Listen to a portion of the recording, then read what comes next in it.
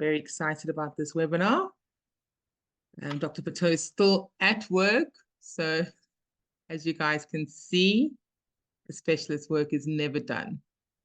So we do appreciate your time, Dr. Pottow, and taking this time to spend with us. So let's get started. But for now, I'm going to introduce Dr. Pottow to you. Dr. Pottow is a reproductive medicine specialist and is passionate about providing high quality, individualized patient care for each and every person she treats. She completed her specialist training through the University of Cape Town, as well as a reproductive qualification through the University of Valencia in Spain, and has a special interest in recurrent implantation failure and low ovarian reserve. She's currently one of the specialists at Cape Fertility Clinic. So thank you, Dr. Pottow. And I know it's still daylight in Cape Town. It's pretty much pitch dark here in Joburg, but you're not enjoying that at home. You're still at the office, so we do appreciate it. Thank you, Saskia, for asking me to speak on fertility treatments. It's always such an honor to be able to add a little bit of something to somebody's journey. And like we always say, if there's just one little nugget of information that helps put it all together for a patient, or if it just helps you start your journey with the right information, that's always wonderful. So thank you for listening. My name is Dr. Jo Pottow. I am at Cape Fertility, as Saskia said, and I'm going to be talking on your options, an overview of fertility treatments. So you get told there's a problem, or you've been trying for an extended period of time. You call yourself infertile, which is a bit of a prefer to call you subfertile until we are 100% sure of what's going on. But now what? Where to and what to do? And I think when you look at what are treatment options at a fertility clinic, it is varied and it is intensive. But at the end of the day, it really boils down to one of three options. And we'll get into it a little bit more to explain these options. But in order to know what option is for you, you have to know, well, what is the problem? And so if we take a couple of steps back and we say, well, let's go back to the drawing board. Let's go to the basics. We need three things. You're going to see 3 is a very common number in fertility. We need egg, sperm, and a uterus to make a baby. And if we've got those 3 core things, by and large, we can make it happen. So to be able to choose your fertility treatment and wisely as to which one is most appropriate for you, you have to go back and say, well, do I have egg, sperm, and do I have a normal uterus? And that's why I always start with those 3 basics of saying, well, let's talk about eggs just for 5 minutes, because it sort of puts it into perspective. As opposed to sperm, there's been a wonderful talk, and you can go to record it. It'll be available for you to listen to on sperm and male infertility. But at the end of the day, by and large, men make sperm every day. It's new, it's fresh, and that's why Al Pacino had a baby at the age of 82. But the secret in why he had that baby is you have to look at the age of his girlfriend. She was 28 at the time. And that's the point. Women are born with their eggs. They cannot make eggs. This is what we're born with. And this is why if you've ever had a consultation with me or know of somebody that has, invariably, I'm going to bring this picture out. And this is my speckled eggs picture. I'll tell you a little bit of history about it, how I got to it, but it just is representative of women's eggs. This basket over here is when we're 20. This is when we are 30, and this is when we are 40. So you can see there is a natural decline in egg number, and that happens with age, and no one would ever dispute that. But more importantly, can you see how many pink eggs there are when you are 20? Can you see when you're 30?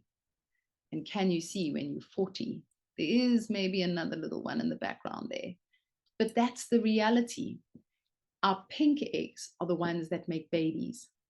Now, of course, it's not, this is an analogy. Of course, our eggs are not colored, but it's to help you understand how our ovary works.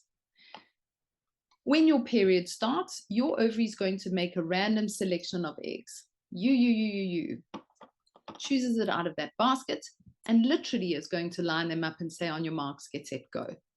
These little eggs are going to have a race. And the one that gets to the finish line is the one that ovulates. So that's how you have to think of fertility. And if you have chosen a pink egg, if the pink egg has won the race, there's a chance of conception because, of course, the sperm has to be normal, the tubes have to be open, the uterus has to be normal. But if we've got a pink egg, there's our chance of conception. And that's why, by and large, we tell couples to try for an extended period of time, because everything could be perfect. It might just not be the pink egg. But as you can see, as we get older, we lose eggs. So when that race happens and we ovulate, if you don't conceive, you have a period 14 days later, and the ovary wipes the slate clean. So you lose all those eggs that were running that race the month. And so the jar of eggs gets less. But the ovary is clever. It does not recruit. If it's got 100 left in the jar, it does not choose 90 to run the race. It knows it needs to be conservative to make this basket of eggs last. So it will choose less. It'll go you. On your marks, get set, go. And so we've got less chance of the pink egg being selected and even less chance of the egg winning the race, the pink egg. And in our 40s, it's even more so. So when you look at fertility treatments, when people say, okay, well, that's all fine and well, I'm 34, I think you've still got a very good chance of finding a pink egg. What would be the best solution for me? They're one of three. One is timed intercourse. So are you getting the basics right? Are we making sure that intercourse is happening at the right time? Is the sperm being checked? So we start with those basics. So we are saying sperm is normal. You've had an ultrasound. We've made sure that your uterus, we've also done tests to make sure your tube is open. So all those tests have to be done regardless of which treatment you're choosing.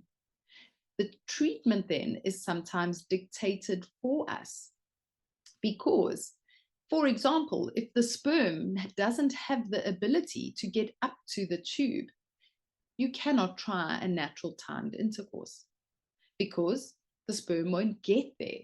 And that's when I always bring out my famous little model. Sperm is a very long journey and it does it very well and very quickly all the way into the tubes. But if these tubes are blocked, no. So then that treatment choice is not for you.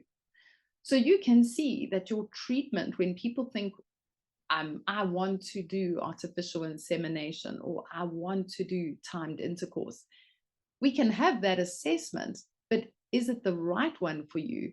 Do you fulfill all the criteria to do that particular fertility treatment? But ultimately, if everything is fine, in a natural conception, you're dealing with one egg. It's one egg that's ovulated and it's sitting in that tube. So the sperm has to get up there, and if that egg is pink, the rest will sort of sort itself out and we will have a conception. So we would wait for the pink egg. And sometimes when we are not sitting at the age of 41, when we are really worried about our eggs and our ability to find that pink egg, we've got time on our hands to say, let's try this for 3 months and then go back to the drawing board because we've attempted to find the pink egg. Our second option is artificial insemination. Now, that is literally the sperm is ejaculated here and has to swim up to the tube. But artificial insemination, how I like to think of it, is we're sort of dropping it off at the front door. We're putting it at the top of the uterus and it's going to swim down into the tube. The point is, with an artificial insemination, we are waiting for the ovulation till you have an egg. And that egg, it's still one egg. yes, there are indications for it. So if we have a mild male factor, if you have one of the lower stages of endometriosis, giving sperm that 10 centimeter little heads up or help out, instead of it being there, lands up there, that's an option. But there's also only one egg. So everything can be perfect. The uterus can be great. The sperm will get there if we've helped it up to the top and it's going to get down. But if it's not a pink egg, we won't have a conception. And then you hear that term saying, oh, I did that, it didn't work. No, it might have worked very well. It just wasn't a pink egg. So it wasn't the good egg. And then lastly, the third treatment choice is an artificial reproductive technique we call IVF in general. Even though we know that term actually refers to something that goes on in the laboratory, what we all know it as is IVF. And when we look at IVF, what is it? In essence, this little egg race that happens here, if the ovary chooses you, no man, no drug has any control over that. That's going to be selected. But once your ovary says on your marks, get set, go, our IVF medication is pushing all those eggs to the finish line. Go, go, go, go, go. So that when we get them to the finish line, we pick them all up. Now, if I've got 10 eggs here, I statistically have a much higher chance of one of them being pink. So that's the important thing with IVF. When people say, well, how come IVF works more so than IUI? It becomes maths. In an intrauterine insemination, you've got one egg. In IVF, you are going to have more eggs. And so therefore, you've got a higher chance of finding the good egg. And I know I'm making it about the egg, the egg, the egg. The point is with sperm, there are lots of ways that we can improve sperm quality because it's made new every day. Whereas with eggs, we're born with them. Egg quality, the word quality, it almost implies you can improve something or it reduces, as opposed to us seeing that we've got this finite number of normal and it decreases.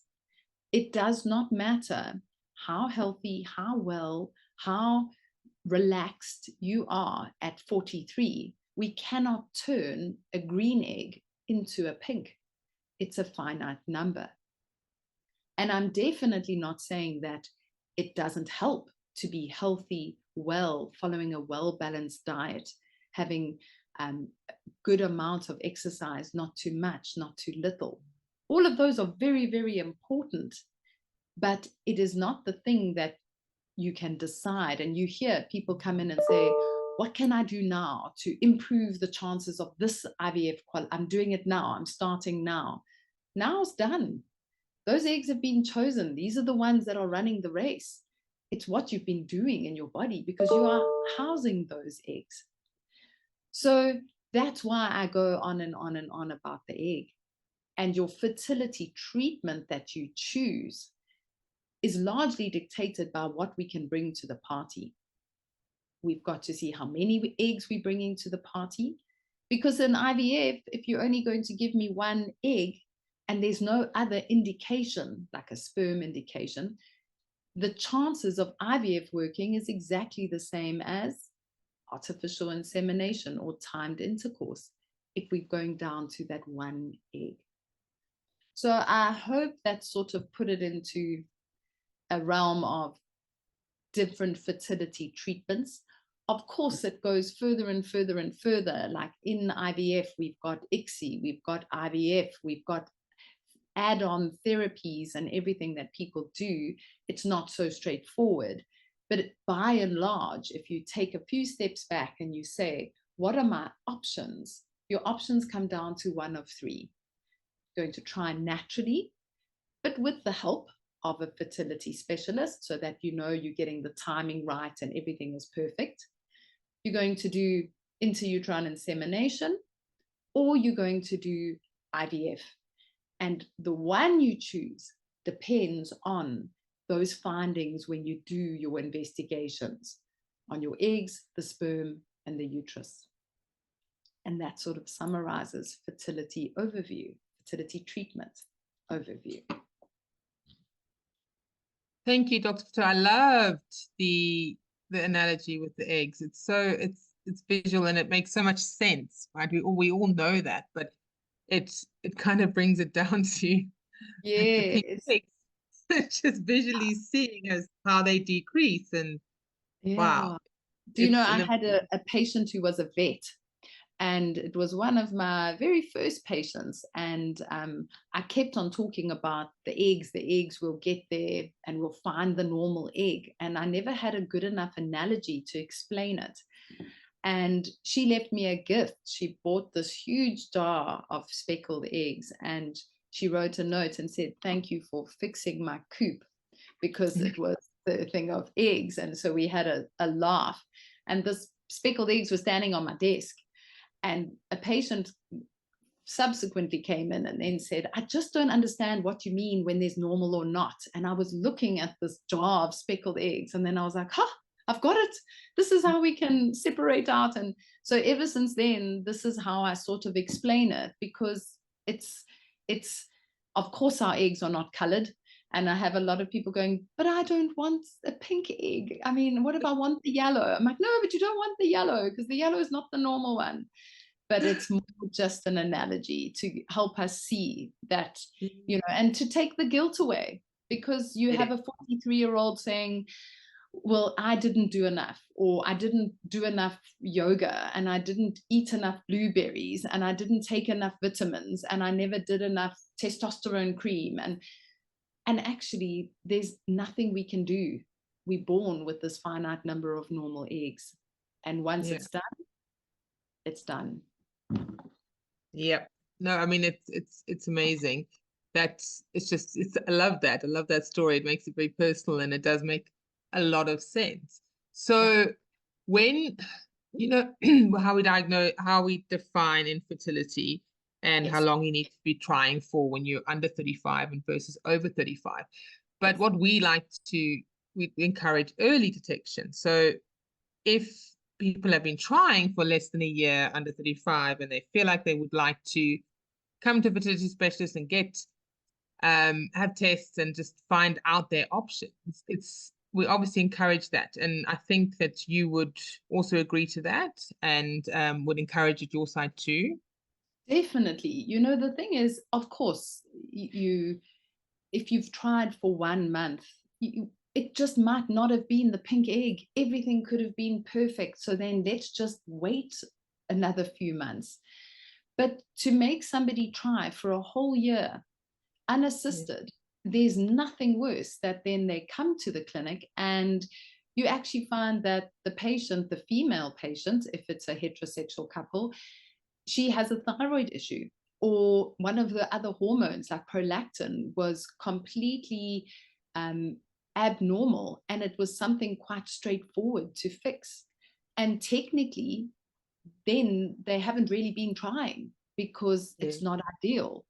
Or they come to the clinic and you do a semen analysis and you find out that actually there's a severe issue with the sperm, but there could have been interventions that you could have done to try and help them improve it. And now you've literally wasted a year, which we all know academically is fine, but it's the emotional side. It's that getting a negative pregnancy test. And somebody who doesn't understand that is simply somebody who has not wanted a baby and waited for that pregnancy test, and then how your whole world crashes down when your period starts. And you've got to somehow find the chutzpah to get up, grab some motivation and say, "Okay, let's try again. Let's try again." It's difficult. And that's the thing about the trying. It's easy to say to somebody, "Try for a year." But for me, if you've tried for a few months and you haven't, you haven't achieved a conception, there's absolutely no harm in doing the basics. A basic ultrasound, a basic semen analysis, and some basic bloods. And even that might just give you the reassurance that, okay, well, everything is looking good. I must keep on trying. It doesn't mean you need to step it up to use one of the ART techniques. Sometimes it's just a matter of getting checked out and knowing that, okay, I should be trying because I stand a good chance of conception naturally. Yes. Yeah, I totally agree. There are a few questions in the Q&A box. So Sure. if we start from the top, the question is, if the reason for my infertility is not clear, what diagnostic tests do you recommend? How do you treat unexplained infertility? Because what are you treating? And that's the thing, is that sometimes, you know, I think it's unexplained because we haven't found it yet. But in the same breath, it comes back down to, you've got 3 treatment options. So a lot of the time I say to patients, we can investigate and investigate and investigate and carry on, and we can turn you into a scientific experiment to get a diagnosis. But what does it change the outcome, the material outcome?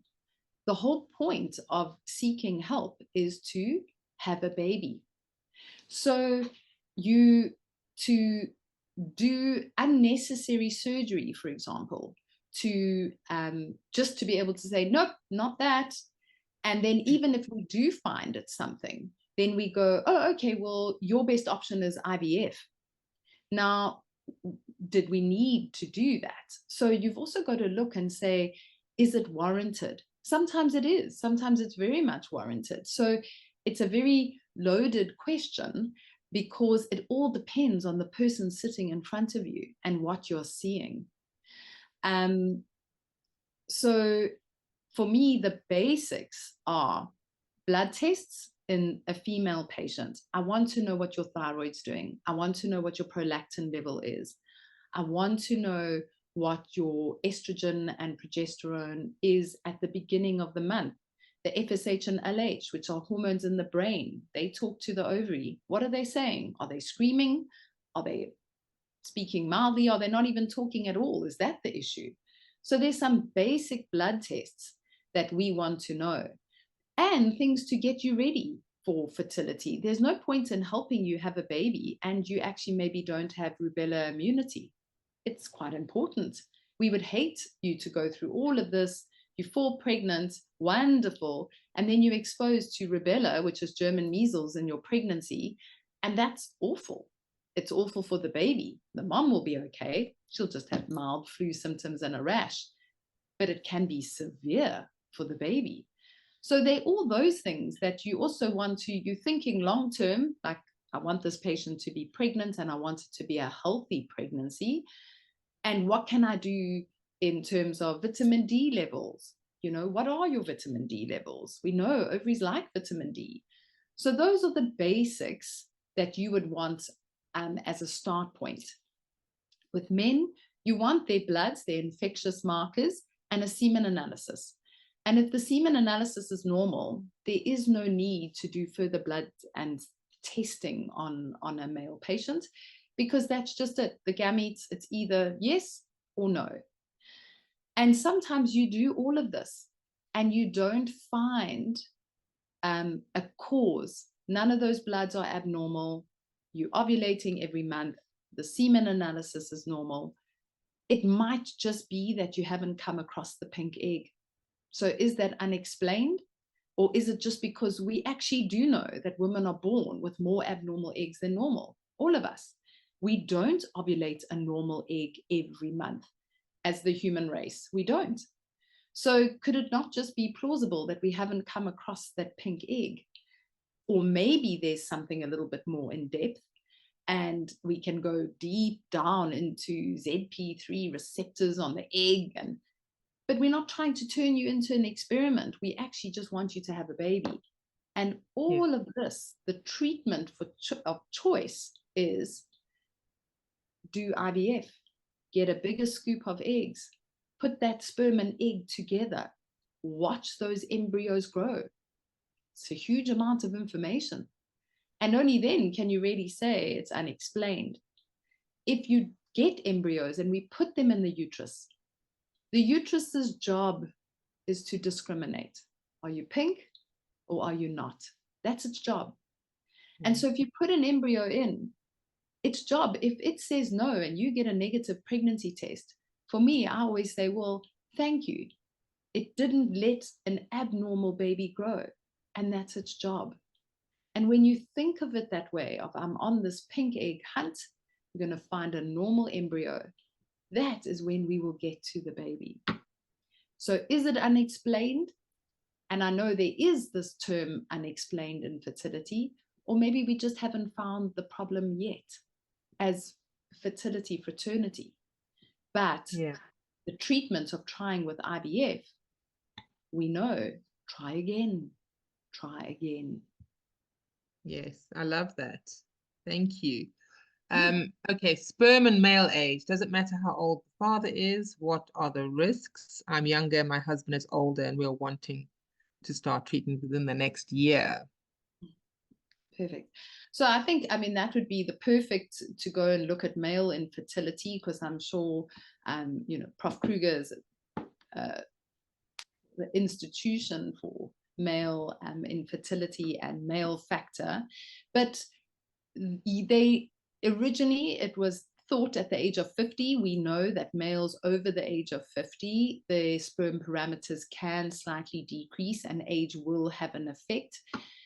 Some of the papers have even said as young as 45, we might find the sperm would decrease in quality. But at the end of the day, it's new sperm. So that's why men inherently, we know, generally can have children when they are older. It doesn't mean they exempt. It doesn't mean that they have absolutely no effect and they're producing the same quality sperm as what they were when they were 20.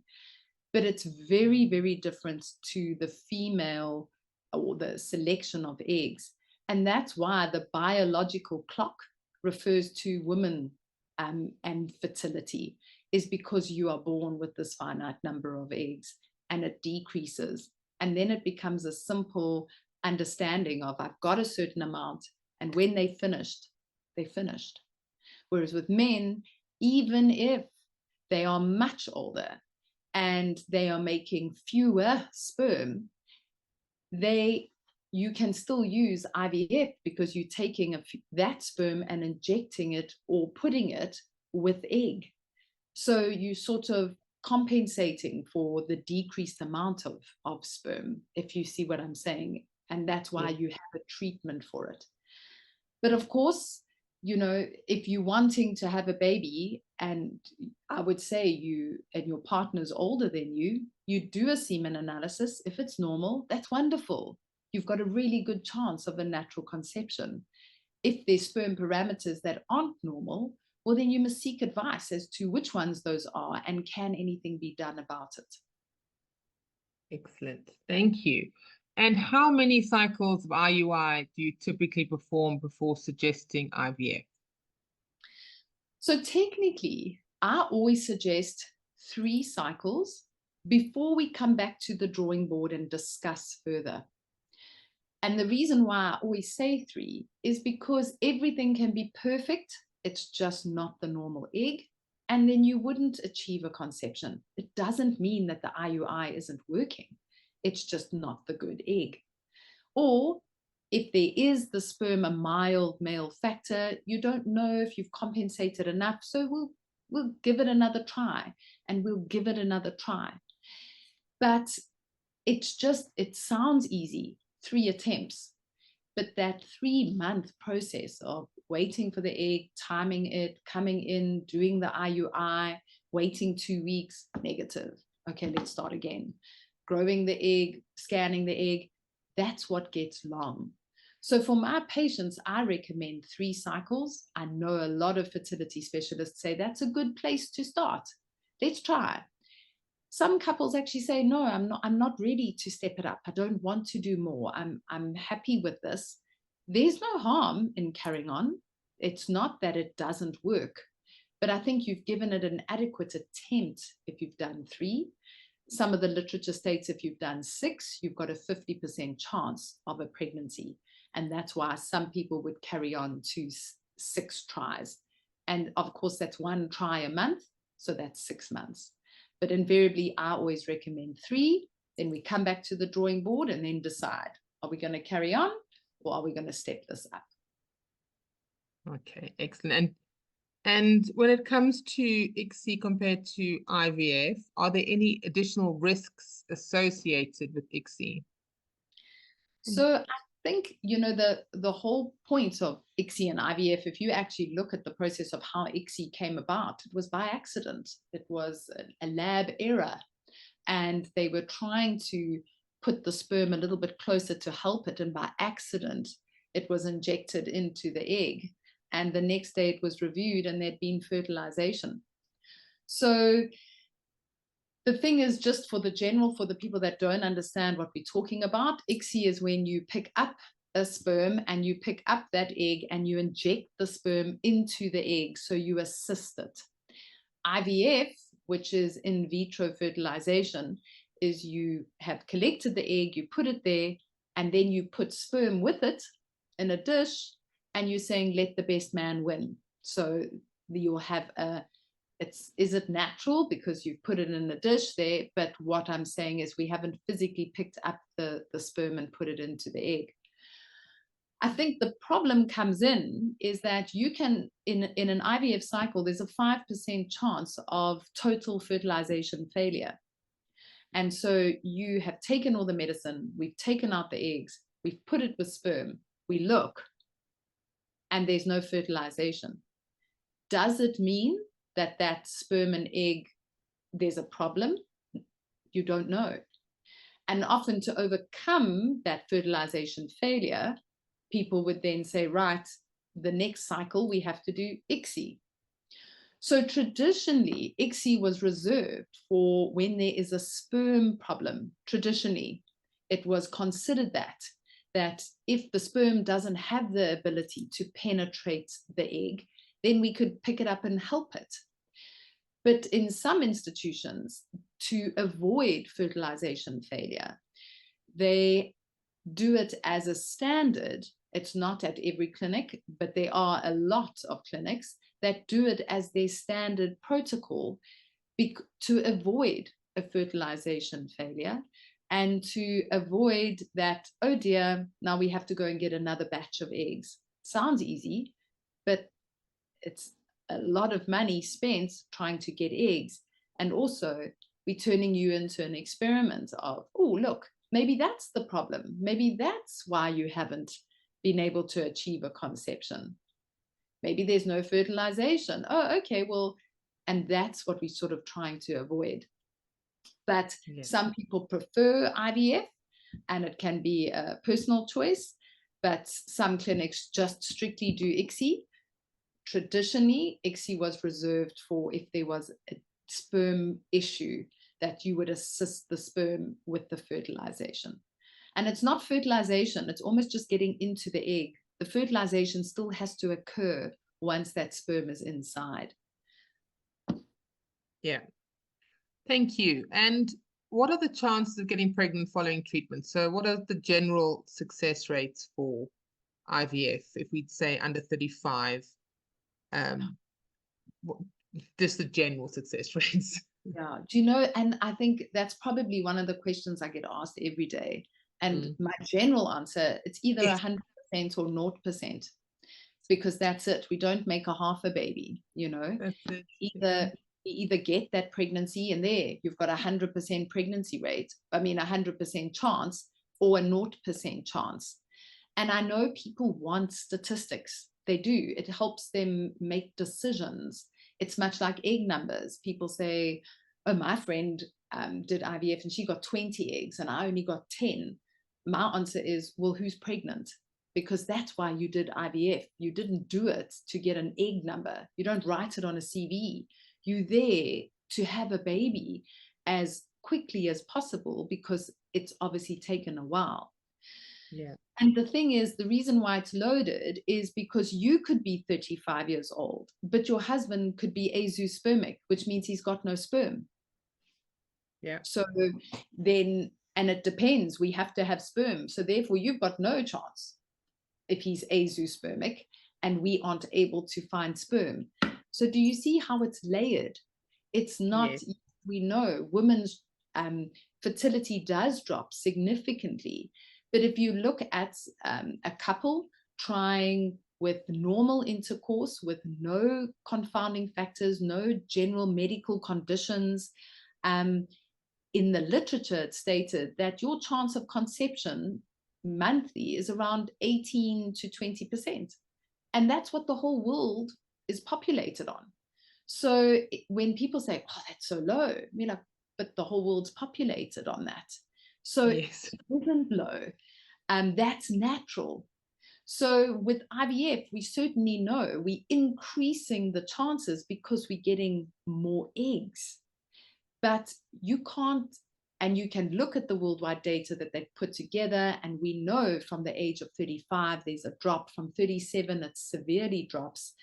And 37 to 42, it's like nosediving, if you look at the graph. But, you know, then you meet the 42-year-old that conceives. And I guess she makes up that 2 to 5% chance. When you're young, you're sitting with that 30 to 50% chance. And so it becomes a bit difficult to answer because it's also not one person. It's not your statistical chance of falling pregnant. It's you in a relationship. So you're using sperm and egg, and then you have to take it into consideration. But generally, under 37, you've got a good chance. Over 37, it's really, we've got to speed it up because we're going to run out of time. Okay, thank you. And cancer treatment when it comes to future fertility, do you recommend egg freezing? I'm sure you do. Yes. Before starting cancer. I mean, depending on obviously how advanced the cancer. Yeah. Yes, exactly. And I think, I mean, that was my passion is egg freezing. I feel like I'm going to walk around the shopping center grabbing anyone that's 30 and says, have you frozen your eggs? Have you frozen your eggs? Because that's the point. Get t-shirts made. Yes, have you frozen your eggs? Because I just want women to know what their options are. It's not a guarantee. But if you freeze your eggs at 30 and you thaw them at 40, it's the quality. You were digging out of a 30-year-old basket. You weren't digging out of a 40-year-old basket. And you would still, if somebody came to me and said, I've got frozen eggs, I'd say, but you're 40. There's still a chance. We try with your eggs first. That's baby number 1. The ones in the freezer are baby number 2. Yeah. So cancer treatment is, I have a special interest in this with what are patients' options. It so depends on the cancer that you have. But by and large, for example, let's use a breast cancer. Of course, get those eggs out, treat them. We have protocols in place where once a cancer diagnosis is made, you should see a fertility specialist within at least 48 hours and know what your options are. And you can start straight away to freeze eggs so that you don't delay your cancer treatment, but that you have taken your eggs out. It's very different to something like a childhood cancer, where we are looking at freezing ovarian tissue as opposed to eggs, because of course, when you are 6 years old, you are not ovulating. And the researchers varied in terms of, yes, let's get tissue and let's put it on ice so that you can use it later. But then again, it goes back to what cancer you have and how aggressive it is. For me, I think the option should always be given. So if somebody has been given a cancer diagnosis and they are still in their reproductive years and still have fertility desires, most certainly you need a consult with a fertility specialist to lay it out for you, to tell you, if you're 43 and you've been diagnosed with cancer and you haven't had children, we can freeze your eggs, but really, what quality are we getting? How many pink? Is it fair to put somebody through that process? And so that's why you have to have that discussion with them and then personalize it, if that answers the question. It does. It answers it brilliantly. Thank you. And then do you prefer fresh or frozen embryo transfers, and why?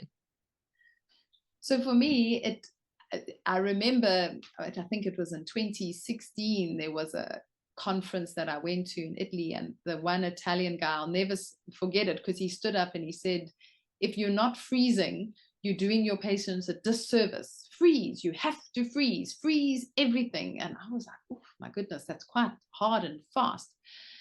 Fast forward to a couple of years later, and they were going, well, you know, it just depends. It depends on the indication.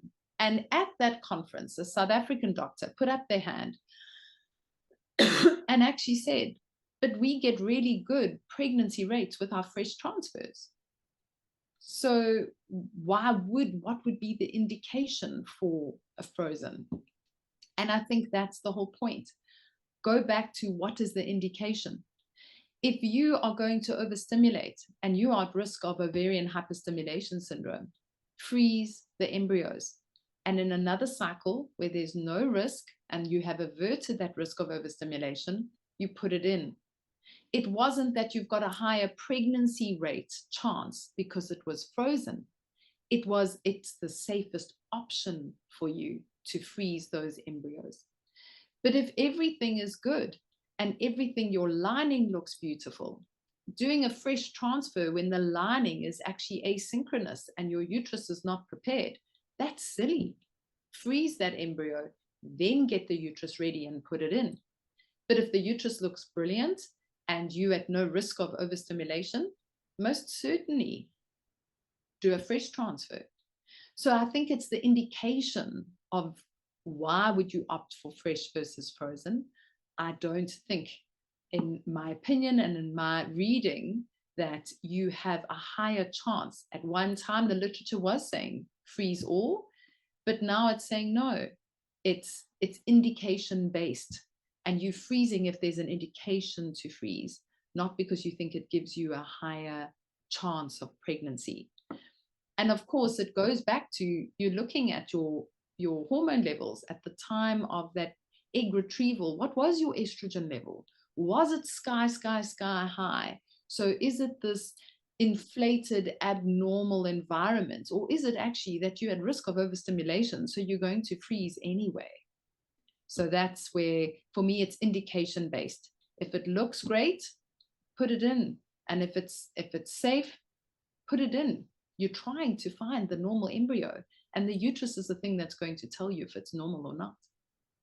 Yeah, no, that makes a lot of sense.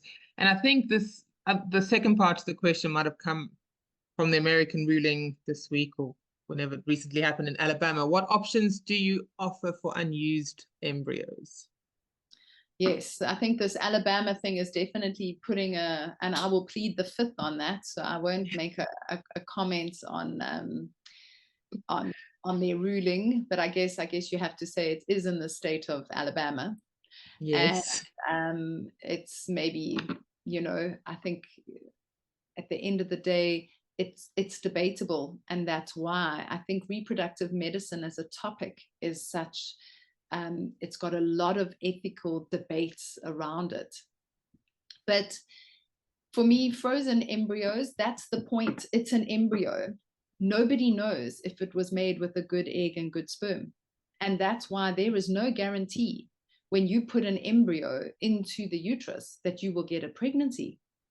So by and large, that is not a normal human.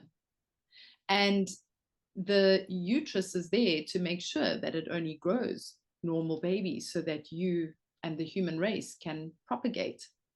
So if you think of it in that manner, that if you look at all the IVFs that have gone on in the world, nobody has 100% success rate, because it all depends on what eggs and sperm you're using to make that embryo. And then you're putting it in the uterus for a chance, and you're wanting to see, is this the normal one? When we get a positive and it's going along beautifully and we get past the 12-week mark, there, it's looking like the normal one. But to be quite frank, only when it's screaming in the delivery room do we go, yay, here's our normal one. Yeah. So to make a call on an embryo and then assume that actually it's going to equal a live birth, we know the hard facts of that. It's not true. Yeah. So for embryo discarding, once you have completed your family, I mean, if you've ever taken out an embryo and you've ever been in a laboratory and seen that it's microscopic. And basically when it's in that media and it evaporates, boom, it's gone. It's not a killing of such. So I guess there's just which way you debate it. And I guess therein lies that you don't actually know which ones were the normal and which ones weren't. So who's right and who's wrong, you know? Yeah, no, I agree totally. And then one last question. What is your guidance for genetic testing? As 10 years ago, genetic testing was not that common. Are there risks associated with genetic testing? So the biggest thing with genetic testing for me, it's time. So the research has come out to say it doesn't change the outcome of the IVF cycle. And 100% I agree. Why? Because you've made an embryo, it's either normal or not. Genetically testing it isn't going to make an abnormal one normal. So if you put it in the uterus, and the uterus is going to tell me if it's normal or not. If it's not, and you get a period, we go, not normal. If you're pregnant and you have a live birth, we go, normal. Where it's beneficial is that takes time. If you've got 5 embryos and now you're going to put one in at a time, once a month, that's going to take us 5 months to whittle through these embryos, and they could all be abnormal. And so, yes, if none of them are normal, we're not going to get a pregnancy. So the literature is right. It doesn't change the outcome. You're not going to suddenly have a baby because you genetically tested. But what the research is clear about is that it reduces your time to pregnancy. So if you think worst case scenario, you get a bunch of embryos and we genetically test them and they all abnormal, it's devastating. But we know now that those are abnormal. We're not going to waste time putting one in at a month, and then 6 months later going, oh dear, that cycle didn't work. No normal embryo. Let's go and get another scoop of eggs. We've spoken about the emotions to go through that, and that's what wears us down. So from a personal point of view, my thing with genetic testing is, yes, it's very specific in terms of if you have got a genetic disorder in your family and you don't want to pass it on, by all means, genetically test. If you have any issues against genetic testing, well, don't. It's not going to change the outcome. It's not going to turn your abnormals into normals or normals into abnormal, but it is going to save you time. And you are the only one that can determine if you are prepared to wait it out and just put it in, or if you are going to genetically test. And of course, it's like trying to say, is there a risk to the embryo?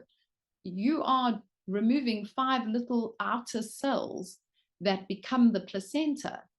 And the more skilled your embryologist is at the procedure, there could be damage. Of course there could be. But like any particular profession, if you are not proficient in something, there's a risk of things going wrong. So I'm not saying by all means that there's no risks associated with testing an embryo. But by and large, for me, that's why we get euploid embryos, which are the normal ones, and we put them in and they freeze and thaw beautifully and we transfer them. So I know it's quite a heated debate because some people don't believe in it, and they don't believe in it because they say it doesn't change the outcome. And sometimes the genetic result is not so black and white, which makes it very difficult. It would be very easy if they said, oh, here's your normal one. This will guarantee a pregnancy. But it doesn't do that. What genetic testing is telling you is you've got 23 sets of chromosomes. Do they work normally? The uterus will tell us. So putting in a euploid embryo doesn't guarantee you a pregnancy. In the same breath, something that's the genetic abnormality is there, but not in its entirety, and it's a whole different discussion, but the word's mosaicism. Now, which ones do we put in? We know that embryos can autocorrect, but which ones? And so that's why it becomes like a rabbit hole that you go further and further down. So personally, I like genetic testing. I think it helps my patients. And just recently, I had a patient who we got one embryo, we tested it because she was going to actually overstimulate, and it was a trisomy 13. Now, I'm very glad that I never put that embryo in. And I know she's equally happy about that. Yeah. Jo, this discussion's been absolutely amazing. I want to thank you so much for your time, expertise, and it's helped me after all these years of learning a few things as well. So I can only imagine how much it's helped the people who are listening and who are listening to the recording. So if there's any takeaway message from you, one last one, what would it be? I think it's don't give up. It's so difficult to navigate this, and we get it. We know this journey is hard. But if you've got a fair chance and a good chance, that's what I see. I see patients walking away and they go, oh, I need a break. I can't do this. And I understand. But taking a year off could be the very reason or the very difference between having 2 children or having 1 or having none. And that's why I find the person you want to do the journey with. You know, the science is the science. It's the journey that's difficult. And so find the person you want to walk it with, and you'll get there step by step. Thank you. I think that's a perfect message to end on. And I want to thank you for giving up your time. And I know, like we said, you're still at the clinic. So thank you for giving up this time to spend with us this evening. And for everybody listening, the recording will be available by next week. Just keep an eye on our YouTube channel. And I'll send it to those who couldn't attend tonight, who I know wanted to hear this webinar badly. So thank you. And please enjoy the rest of your evening. Enjoy the sunshine that's left in Cape Town. And we're so jealous this side. I mean, that must be a big difference for living over there, apart from the wind. The wind is bad, right? Yes, exactly. Swings and roundabouts. Yeah. Pros and cons everywhere. But thank you, Jo. I really do appreciate it.